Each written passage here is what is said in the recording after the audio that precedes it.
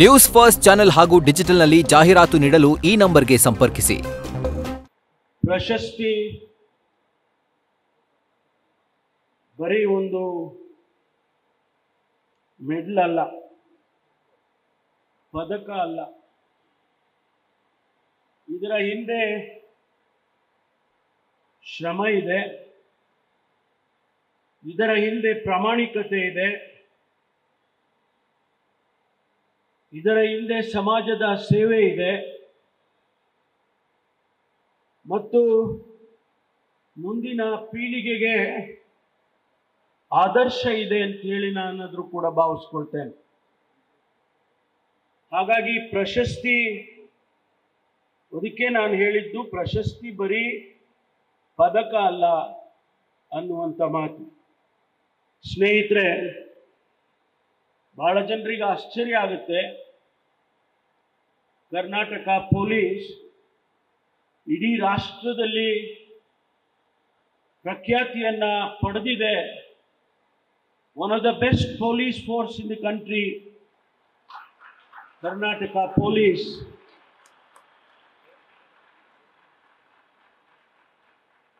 ಆ ಇಲಾಖೆಯನ್ನ ನಡೆಸೋದಕ್ಕೆ ನನಗೆ ಬಹಳ ಹೆಮ್ಮೆ ಇದೆ. ಒಬ್ಬ ಕಾನ್ಸ್ಟೇಬಲ್ನಿಂದ ಹಿಡಿದು ತಾವು ನೋಡಿದ್ರಿ, ಈಗ ತಾನೇ ಒಬ್ಬ ಅನುಯಾಯಿಗೂ ಕೂಡ ಪ್ರಶಸ್ತಿ ಸಿಕ್ಕಿದೆ. ಒಬ್ಬ ಅನುಯಾಯಿಯಿಂದ ಹಿಡಿದು DGP AGP ವರೆಗೆ ನಮ್ಮ ಇಲಾಖೆ ರಾಜ್ಯದ ಸಮಾಜವನ್ನ ಶಾಂತಿ ಇಡೋದ್ರಲ್ಲಿ ಎಲ್ಲ ರೀತಿಯ ಕ್ರಮಗಳನ್ನು ತೆಗೆದುಕೊಳ್ಳೋದ್ರಲ್ಲಿ, ವಿಶೇಷವಾಗಿ ಜನಸಮುದಾಯದ ನಿರೀಕ್ಷೆಯಲ್ಲಿ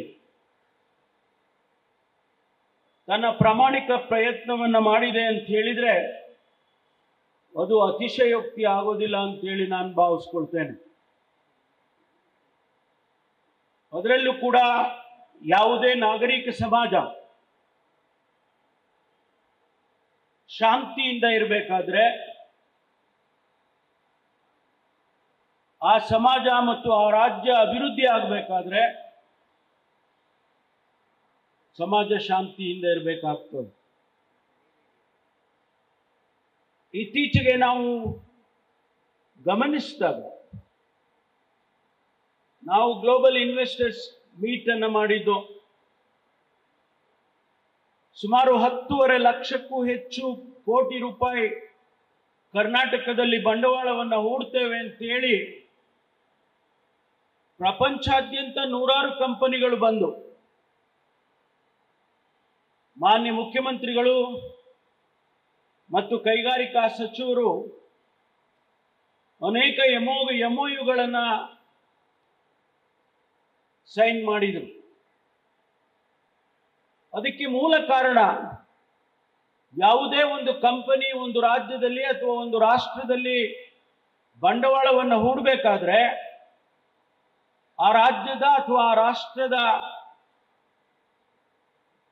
ಸಮಾಜವನ್ನು ನೋಡ್ತಾರೆ, ರಾಜಕೀಯ ಇಚ್ಛಾಶಕ್ತಿಯನ್ನು ನೋಡ್ತಾರೆ, ಆ ಸಮಾಜದಲ್ಲಿ ಶಾಂತಿ ಇದೆಯಾ ಅನ್ನೋದನ್ನ ಆ ಕಂಪನಿಗಳು ನೋಡ್ತಾವೆ.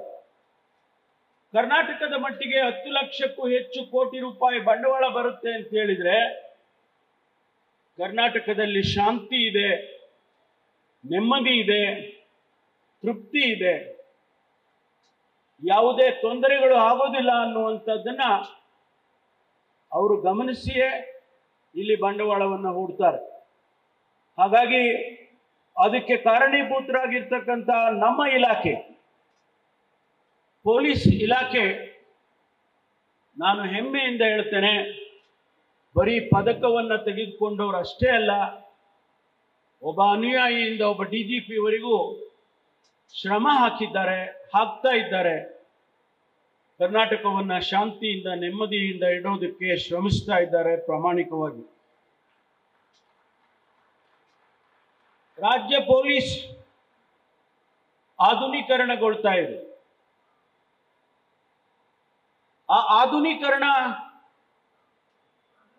ಅನೇಕ ಸವಾಲುಗಳನ್ನು ಎದುರಿಸ್ತಾ ಇದೆ. ಇವತ್ತು ರಾಜ್ಯದಲ್ಲಿ ಮತ್ತು ರಾಷ್ಟ್ರದಲ್ಲಿ ಸೈಬರಿಗೆ ಸಂಬಂಧಪಟ್ಟ ಅಪರಾಧಗಳು ಬಹಳ ವೇಗವಾಗಿ ಹೆಚ್ಚಾಗ್ತಾ ಇದ್ದಾವೆ. ಆ ಸೈಬರ್ ಅಪರಾಧಗಳನ್ನು ನಾವು ಗಮನಿಸದೆ ಹೋದ್ರೆ ಅಥವಾ ನಿಗ್ರಹಿಸದೆ ಹೋದ್ರೆ, ನಿಲ್ಲಿಸದೆ ಹೋದ್ರೆ ಸಾವಿರಾರು ಜನರಿಗೆ, ಕೋಟ್ಯಾಂತರ ಜನರಿಗೆ ನಷ್ಟವನ್ನು ಉಂಟು ಮಾಡ್ತದೆ ಎನ್ನುವುದನ್ನು ಈಗಾಗಲೇ ನಾವು ಗಮನಿಸಿದ್ದೇವೆ. ಅದಕ್ಕಾಗಿ ನಮ್ಮಲ್ಲಿ ಇಡೀ ದೇಶದಲ್ಲಿ ಮೊದಲನೇದಾಗಿ ಸೈಬರ್ ಸ್ಟೇಷನ್ ಅನ್ನು ಮಾಡಿದ್ದು. ಇವತ್ತು 45ಕ್ಕೂ ಹೆಚ್ಚು ಪೊಲೀಸ್ ಸ್ಟೇಷನ್ ಬರೀ ಸೈಬರ್ಗಳನ್ನು ನೋಡ್ಕೊಳ್ತಕ್ಕಂಥ, ಸೈಬರ್ ಅಪರಾಧಗಳನ್ನು ನೋಡ್ಕೊಳ್ತಕ್ಕಂಥ ಸ್ಟೇಷನ್ಗಳಾಗಿದ್ದಾವೆ. ಅದರ ಜೊತೆಗೆ ನಾವು ಇಡೀ ಜಿಲ್ಲೆಗಳಲ್ಲಿ ಯಾವುದೇ ಪೊಲೀಸ್ ಸ್ಟೇಷನ್, 1000ಕ್ಕೂ ಹೆಚ್ಚು ಇರತಕ್ಕಂಥ ಪೊಲೀಸ್ ಸ್ಟೇಷನ್ನಲ್ಲಿ ಯಾವುದೇ ಸೈಬರ್ ಅಪರಾಧವನ್ನು ಅವರು ರಿಜಿಸ್ಟರ್ ಮಾಡಬಹುದು. ತದನಂತರ ಅದನ್ನು ಬೇರೆ ಸೈಬರ್ ಸ್ಟೇಷನ್ಗೆ ವರ್ಗಾಯಿಸಬಹುದು ಅನ್ನುವಂಥ ಆದೇಶವನ್ನು ಕೂಡ ಇತ್ತೀಚೆಗೆ ನಾವು ಮಾಡಿದ್ದೇವೆ. ಇವತ್ತು ಸಮಾಜವನ್ನ ಕೆಡಿಸುವಂತ ಅನೇಕ ಪ್ರಯತ್ನಗಳನ್ನು ನಡೀತಾ ಇದ್ದಾವೆ. ಅದು ಧಾರ್ಮಿಕವಾಗಿರ್ಬೋದು, ರಾಜಕೀಯವಾಗಿರ್ಬೋದು, ಬೇರೆಯ ರೀತಿಯಲ್ಲಿ ಸಮಾಜದ ಶಾಂತಿಯನ್ನು ಕೆಡಿಸ್ತಕ್ಕಂಥದ್ದನ್ನು ಕೂಡ ಇತ್ತೀಚೆಗೆ ನಾವು ಗಮನಿಸಿದ್ದೇವೆ. ಆದರೆ ಕರ್ನಾಟಕ ಪೊಲೀಸ್ ಪ್ರತಿಯೊಂದು ಸಂದರ್ಭದಲ್ಲಿಯೂ ಕೂಡ ಯಶಸ್ವಿಯಾಗಿ ಬರ್ತಾ ಇದೆ ಅನ್ನೋದನ್ನು ಗಮನಿಸಬೇಕಾಗಿದೆ. ಅದು ಯಾವುದೇ ಇನ್ವೆಸ್ಟಿಗೇಷನ್ ಇರ್ಬೋದು, ಯಾವುದೇ ಅಪರಾಧವನ್ನು ಭೇದಿಸ್ತಕ್ಕಂಥದ್ದು ಇರ್ಬೋದು, ಅಥವಾ ಯಾವುದೇ ಕೊಲೆ ಆಗಿದ್ರೆ ಅದನ್ನು ಭೇದಿಸುವಂತ ಪ್ರಯತ್ನ ಇರಬಹುದು. ರಾಜ್ಯದ ಪೊಲೀಸ್ ಯಶಸ್ವಿಯಾಗಿದೆ ಅಂತೇಳಿ ಬಹಳ ಸಂತೋಷದಿಂದ ಹಂಚಿಕೊಳ್ಳೋದಕ್ಕೆ ಬಯಸ್ತೇನೆ. ಕಳೆದ 2 ವರ್ಷದಿಂದ ನಮ್ಮ ಸರ್ಕಾರ ಬಂದ ಮೇಲೆ ಮಾನ್ಯ ಮುಖ್ಯಮಂತ್ರಿಗಳು ನೇರವಾಗಿ ಪೊಲೀಸ್ ಇಲಾಖೆಯ ಮೇಲೆ ಒಂದಿಷ್ಟು ಗಮನವನ್ನು ಕೊಟ್ಟಿದ್ದಾರೆ. ಅದರ ಪ್ರಯುಕ್ತ ಇವತ್ತು ಆಗಿರ್ತಕ್ಕಂಥ ಕೊಲೆಗಳಲ್ಲಿ 99 ಭಾಗ ಕೊಲೆಗಳನ್ನ, ಆ ಅಪರಾಧವನ್ನು ಭೇದಿಸುವಂತ ಪ್ರಯತ್ನ ಯಶಸ್ವಿಯಾಗಿದೆ ಅಂತೇಳಿ ನಾನು ಸಂತೋಷದಿಂದ ಹೇಳೋದಕ್ಕೆ ಬಯಸ್ತೇನೆ. ಇಂತಹ ಸೂಕ್ಷ್ಮ ಇಲಾಖೆ ಸ್ವಾಭಾವಿಕವಾಗಿ ಟೀಕೆ ಟಿಪ್ಪಣಿಗೆ ಒಳಗಾಗುತ್ತೆ. ಆ ಟೀಕೆ ಟಿಪ್ಪಣಿಗಳನ್ನು ಮೀರಿ ನಮ್ಮ ಇಲಾಖೆಯಲ್ಲಿ ನಮ್ಮ ಸಿಬ್ಬಂದಿಯವರು ಕೆಲಸ ಮಾಡುತ್ತಿದ್ದಾರೆ. ನಾವು ಯಾವ ಟೀಕೆ ಟಿಪ್ಪಣಿಗಳನ್ನು ಕೂಡ ಬಹಳ ಲಘುವಾಗಿ ತೆಗೆದುಕೊಳ್ಳೋಕೆ ಹೋಗುವುದಿಲ್ಲ. ಆ ಟೀಕೆಗಳನ್ನ, ಟಿಪ್ಪಣಿಗಳನ್ನ ನಾವು ಸಲಹೆಗಳ ರೂಪದಲ್ಲಿ ತೆಗೆದುಕೊಳ್ತೇವೆ ಮತ್ತು ಅದನ್ನ, ಆ ಕೆಲಸಗಳನ್ನು ಮಾಡೋದಕ್ಕೆ ನಾವು ಪ್ರಯತ್ನವನ್ನ ಮಾಡ್ತೇವೆ ಅನ್ನೋದನ್ನು ಬಯಸ್ತೇನೆ. ಸ್ನೇಹಿತರೆ, ಪ್ರತಿಯೊಬ್ಬ ಪೊಲೀಸ್ ಅಧಿಕಾರಿ, ವಿಶೇಷವಾಗಿ ಕಾನ್ಸ್ಟೇಬಲ್, ಬೀದಿಯಲ್ಲಿರ್ತಕ್ಕಂಥ ಕಾನ್ಸ್ಟೇಬಲ್ಗಳಿರ್ಬೋದು, ಸ್ಟೇಷನ್ಗಳಲ್ಲಿರ್ತಕ್ಕಂಥ ಕಾನ್ಸ್ಟೇಬಲ್ಗಳಿರ್ಬೋದು, ಅವರ ಪ್ರಯತ್ನ ಪ್ರಾಮಾಣಿಕವಾಗಿ ಆಗದೆ ಹೋದರೆ ನಾವು ಅಪರಾಧಗಳನ್ನು ಭೇದಿಸೋದಕ್ಕೆ ಕಷ್ಟ ಆದೀತು. ಅದರ ಜೊತೆಗೆ ಅವರು ಮಾಡ್ತಕ್ಕಂಥ ಸೇವೆಗಳು, ಆ ಸೇವೆಗಳನ್ನು ಯಾವತ್ತೂ ಕೂಡ ನಾವು ಗಮನ ಹರಿಸಬೇಕಾಗ್ತದೆ ಎನ್ನುವಂಥದ್ದು. ನಾನು ಒಂದು ಉದಾಹರಣೆಯನ್ನ ತಮಗೆ ಹೇಳೋದಕ್ಕೆ ಬಯಸ್ತೇನೆ. ಇತ್ತೀಚೆಗೆ ಬಹುಶಃ 2 ವರ್ಷದ ಹಿಂದೆ ಇರಬಹುದು, ಒಬ್ಬ ಪೊಲೀಸ್ ಟ್ರಾಫಿಕ್ ಕಾನ್ಸ್ಟೇಬಲ್, ಒಬ್ಬ ಹೆಣ್ಮಗಳು, ಒಬ್ಬ ಗರ್ಭಿಣಿ ಹೆಂಗಸು ರಸ್ತೆಯನ್ನ ದಾಟೋದಕ್ಕೆ ಬರ್ತಾಳೆ. ಇದು ನಡೆದದ್ದು ಮೈಸೂರು ರೋಡಲ್ಲಿ. ಆ ಸಂದರ್ಭದಲ್ಲಿ ತುಂಬು ಗರ್ಭಿಣಿ, ಅವಳಿಗೆ ಆಸ್ಪತ್ರೆಗೆ ಕೂಡ ಹೋಗೋದಕ್ಕಾಗೋದಿಲ್ಲ. ತಕ್ಷಣ ಆ ಕಾನ್ಸ್ಟೇಬಲ್ ಆ ಹೆಣ್ಣು ಮಗಳನ್ನ ಪಕ್ಕಕ್ಕೆ ಕರ್ಕೊಂಡು ಹೋಗಿ ಅವಳನ್ನ ಅಲ್ಲಿಯೇ ಹೆರಿಗೆ ಮಾಡಿಸಿ ಆ ಮಗು ಮತ್ತು ತಾಯಿಯನ್ನ ಸುರಕ್ಷಿತವಾಗಿ ಅವರ ಮನೆಗೆ ತಲುಪಿಸುವಂತ ಕೆಲಸ ಮಾಡ್ತಾನೆ. ತಾವು ಯೋಚನೆ ಮಾಡಿ, ಒಬ್ಬ ಕಾನ್ಸ್ಟೇಬಲ್ಗೆ ಎಂತಹ ಮನಸ್ಥಿತಿ ಇರ್ತದೆ. ತನ್ನ ಕರ್ತವ್ಯವನ್ನು ನಿಭಾಯಿಸುವಾಗ ಎಂತೆಂಥ ಸಮಸ್ಯೆಗಳು ಎದುರಾಗುತ್ತೆ, ಅದನ್ನು ಕೂಡ ನಿಭಾಯಿಸುವಂತ ಸೇವೆ ಮಾಡ್ತಕ್ಕಂಥ ಕೆಲಸವನ್ನ ನಮ್ಮ ಇಲಾಖೆಯ ಸಿಬ್ಬಂದಿಗಳು ಮಾಡ್ತಾರೆ. ಅನೇಕ ಸಂದರ್ಭದಲ್ಲಿ ಇತ್ತೀಚೆಗೆ ತಮ್ಮ ಪ್ರಾಣವನ್ನೇ ಕಳ್ಕೊಂಡಿದ್ದಾರೆ. ಅವರಿಗೆ ನಾನು ಈ ಸಂದರ್ಭದಲ್ಲಿ ಸಾಂತ್ವನ ಹೇಳೋದ್ರ ಜೊತೆಗೆ ಅವರ ಕುಟುಂಬದವರಿಗೆ ಆ ಭಗವಂತ ಅವರ ನಷ್ಟವನ್ನು ಕೊಡ್ಲಿ ಅಂತೇಳಿ ನಾನು ಪ್ರಾರ್ಥನೆಯನ್ನು ಸಲ್ಲಿಸ್ತೇನೆ. ಡ್ಯೂಟಿಯನ್ನು ಮಾಡುವಂತ ಸಂದರ್ಭದಲ್ಲಿ ಅನೇಕ ಘಟನೆಗಳಲ್ಲಿ ಸಿಕ್ಕಾಕೊಳ್ತಾರೆ. ಆ ಅಪರಾಧಿ ಯಾವ ರೀತಿ ರಿಯಾಕ್ಟ್ ಮಾಡ್ತಾನೆ ಅಂತ ಕೂಡ ಗೊತ್ತಿರೋದಿಲ್ಲ. ಹಾಗಾಗಿ ಅವರ ಪ್ರಾಣವೇ ಹೋಗ್ತಕ್ಕಂಥ ಸಂದರ್ಭಗಳನ್ನು ನೋಡಿದ್ದೇವೆ.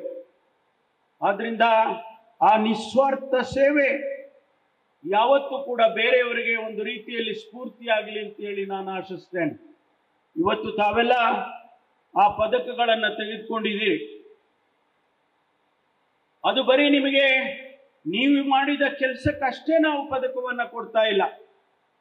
ಅದು ರಾಷ್ಟ್ರಪತಿ ಪದಕ, ಕೇಂದ್ರದ ಗೃಹ ಮಂತ್ರಿಗಳ ಪದಕ ಅಂತ ಹೇಳಿದ್ರೆ ಅದು ಅತ್ಯಂತ ಶ್ಲಾಘನೀಯ ಅಂತ ಹೇಳಿ ನಾನು ಹೇಳೋದಕ್ಕೆ ಬಯಸ್ತೇನೆ.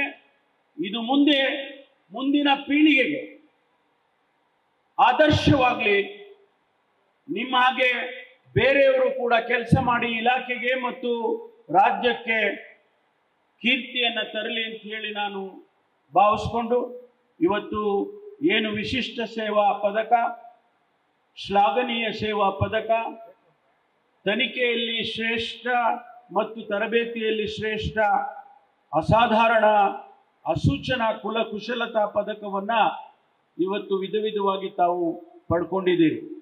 ನಿಮಗೆಲ್ಲ ಶುಭವಾಗಲಿ. ನಿಮ್ಮ ಜೀವನದ ಸಾರ್ಥಕತೆಯನ್ನು ನಿಮ್ಮ ಕುಟುಂಬದವರಿಗೂ ಕೂಡ ಅದು ತಲುಪಲಿ ಹಾಗೆ ಅಂತೇಳಿ ನಾನು ಈ ಸಂದರ್ಭದಲ್ಲಿ ಹೇಳಿ ತಮ್ಮೆಲ್ಲರಿಗೂ ಮತ್ತೊಂದು ಬಾರಿ ಶುಭವನ್ನು ಕೋರಿ ನನ್ನ ಮಾತು ಮುಗಿಸ್ತೇನೆ. ಜೈ ಹಿಂದ್, ಜೈ ಕರ್ನಾಟಕ. ನ್ಯೂಸ್ ಫಸ್ಟ್, ನಿರ್ಭೀತಿಯಿಂದ ನಿಮ್ಮ ಪರವಾಗಿ.